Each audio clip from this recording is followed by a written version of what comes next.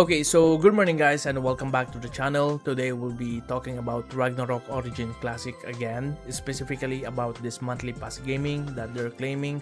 So according to them, if you're going to spend real money in this game, it will only be through the monthly pass. And based on the current CBT, this is basically the monthly pass that they're talking about. So the first one is this Radiant Pass. You pay $5, then you get this rewards instantly, and on top of that you also have this daily rewards which give you gold coins. Now gold coins, guys, are actually I think the most premium currency in the game because you can buy a lot of things that can make your character stronger using gold coins, but we'll talk more about that later. And on top of this daily rewards, there are also plenty of things here that will make your gameplay very different from a pure F2P player. But personally, I'm not against on this part. For me, this is fine. From a business perspective, they should do this so that at least everybody will spend even just a minimum. Then there's another monthly pass called the Bounty Pass. This one is a lot more expensive, like this is around $15. But what's interesting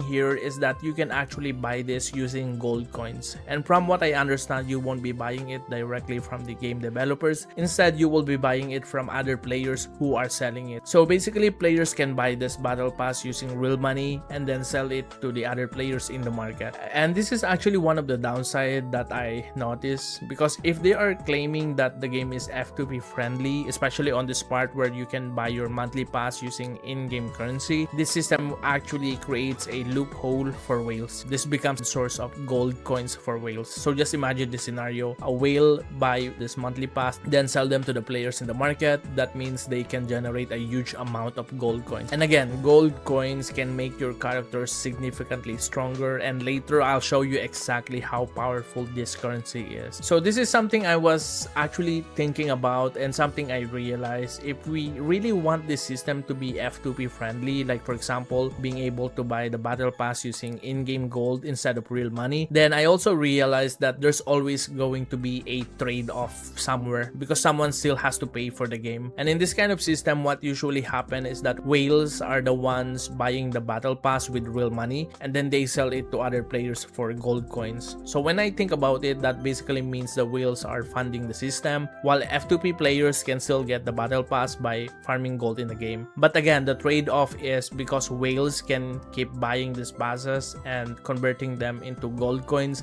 they can also end up with a lot more gold coin currency, which can translate into faster progression and more power. But anyway, let me show you now the power of gold coins.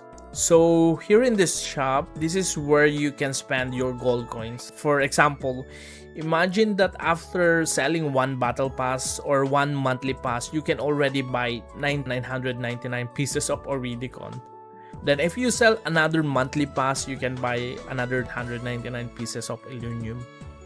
And that brings us back to the same situation. Like, by simply using real money, you can basically make plus 10 gear right away. In other words, you're just converting real money into progression resources. And if you explore more of this shop, you'll notice that you can make a lot of progress simply by having a lot of gold coins. But to be fair, guys, this is still CBT, and according to them, during OBT, there will be limits for this item, which is honestly a good thing. And another thing I really hope they keep for OBT, this is very important for me, is that the only thing you can buy with real money is the monthly pass. I really hope they don't sell gold coins directly. Gold coins should only come from the monthly pass or from the actual gameplay, because if they start selling gold coins and at the same time they don't limit these items, then yeah, expect players to already have plus 10 or plus 15 gears on day one. And this is the situation that we are trying to avoid when we are talking about F2P friendly MMOs. Now,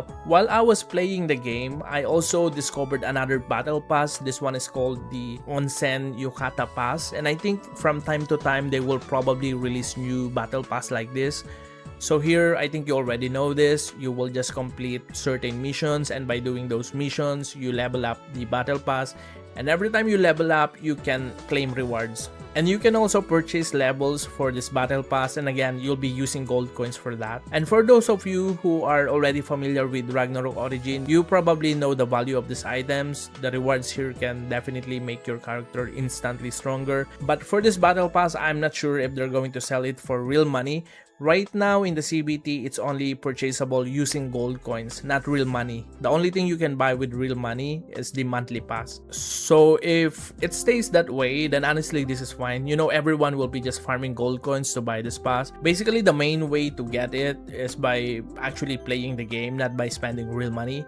So adding more battle pass like this is totally fine for me as long as real money is not involved. Yeah, but again, if they decide to sell this for real money or they decide to sell gold currency with real money, that's the problem. Okay, so let's just say that they will sell this battle pass for real money on top of the monthly pass, and let's say that this is another $10, then suddenly we're looking at around $30 per month now.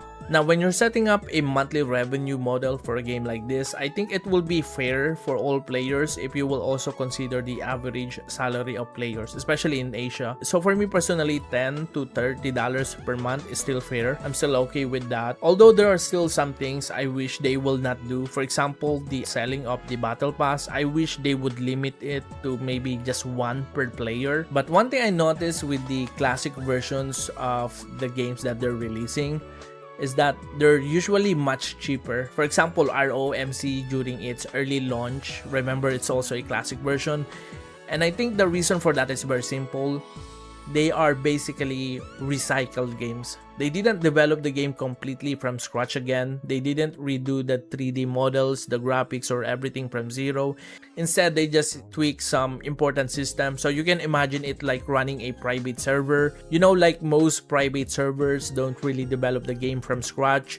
The game already exists. They just modify certain parts of it. So naturally, the development cost is a lot cheaper. And if the cost is cheaper, then ROI or return on investment doesn't need to be as high compared to brand new games. That's probably why these classic versions are cheaper to play. But anyway guys, I'm not trying to say anything negative about Gravity. This is just the reality of running a business. And honestly, this is also a wake-up call for us F2P. Like, the idea of pure F2P gaming is mostly just a fantasy, especially for games developed by large companies. And also another thing I noticed is that this game is also following the current MMORPG trend, which is Esports tournament, like an upcoming tournament for this game with a 1 million USD prize pool, where half of it, about $500,000, will go to the champion. How crazy is that, guys? Now imagine a game giving away that much money while also being completely pure F2P. That's basically impossible. You can't really mix those two concepts in a business, especially a company that needs to sustain itself financially. Maybe a charity could do that, you know, a group that just love watching players enjoy their games for free. Like, they're just sitting there saying, yeah, go ahead, play everything for free. We don't need money anyway. Yeah, but anyway guys, the good thing here in this game is that they're trying to balance everything. That's the good part. So they're trying to balance everything with a monthly pass model, which at least puts a limit on how much players can spend. So if they stay true during OBT and the only thing they sell is the monthly pass and they don't sell gold coins directly for real money, then honestly this could still be fair enough. But again, this is Ragnarok, guys, so the best thing we can really do for now is always just have fun and play the games with your friends or maybe strangers, and that's probably the real ROI we get from playing games like this. You know, like the community we created and the friendship you build along the way. Alright, so guys, that's it for our MMO discussion today. Again, thank you very much for supporting the channel, and as always guys, happy gaming.